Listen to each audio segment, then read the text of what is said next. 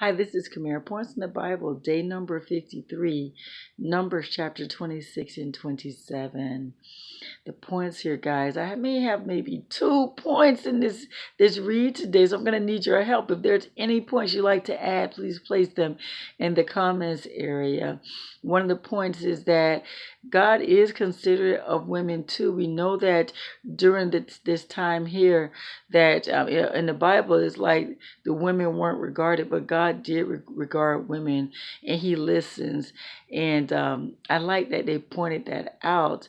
And another thing is how God, He doesn't leave His people without a shepherd.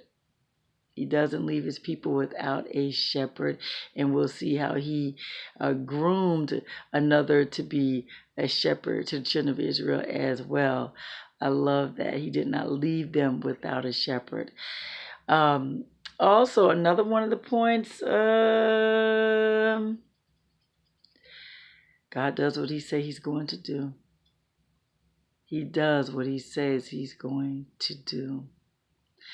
The children of Israel, they are now near Jericho. They are near Jericho, but they're near Jordan, which is just before Jericho, which is the direction they're going. And God tells Moses and Eleazar, who is Aaron's son, the priest, to take another census. Remember, the first census was in the wilderness of Sinai. This was in the beginning. The men 20 years and older were counted for this army that they had prepared. Well, another census is done, and now these 20 years and older, everyone who was counted in this census were not counted before, the 20 years and above. Yeah, so all of the people, remember, God said that not one person over the age of 20 will be going into the promised land except for Joshua and Caleb. And it was because of their rebellion, their disobedience, their complaining, their doubt. Yeah. So we're at that point now. All of them are dead. God also did a census of the Levites. Yeah. So, with that being said, God does what He says He's going to do. And He is not even going to the promised land until everyone who defied Him died. And they are gone. And so God talks to Moses about the allotment of the promised lands among the Israelites. You have this group of sisters. Their father is from the tribe of Manasseh. He is dead. He had no sons. He only had girls. And they addressed Moses, the priest. They addressed the elders, the community, about their situation. Since our father had no sons, we should get his allotted lands. And so Moses, he talks to God about it, and guess what God says? Give them that portion. Isn't that something? And then God further gives them regulations on situations where the heir does die, of the land die. And how is that distributed? And He includes the women of getting the portion if there's no son. As you guys know, men is the one who ruled the world. But I love the fact that those girls were getting their father's allotted land. I love that. Loved it, loved it, loved it.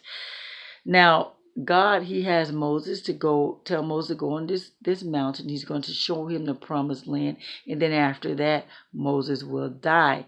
And God reminds him it's because of his rebellion when He told him to speak to the rock so that, to show him honor. But Moses instead strikes the rock. And so, yes, he is going to be dying. And so Moses, I love the fact that he's considerate of the children of Israel. Lord, please appoint someone to lead the children of Israel so that they will not be without a shepherd. And guess who God chooses? Joshua. You guys know who Joshua is. Joshua is Moses' aide. Joshua was with Moses through the entire time. He spent time with God Joshua did. And so you'll see where God said he has that spirit of leadership as well.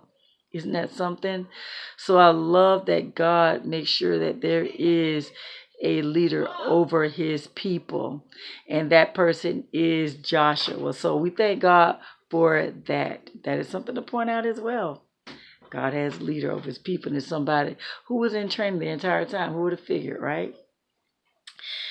So another thing is God tells Moses. The thing is, he not only tells him to take that Joshua's going to be that person, but he tells him to prepare Moses, to prepare Joshua, meaning to place him, to commission him in front of the people, basically. Lay hands on him, have Eliezer to do this certain thing where he commissions him in front of the community.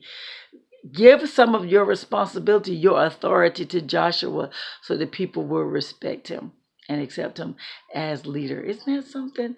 So I love the way God did that, and it's awesome how God led the leader. Isn't it? It's just awesome.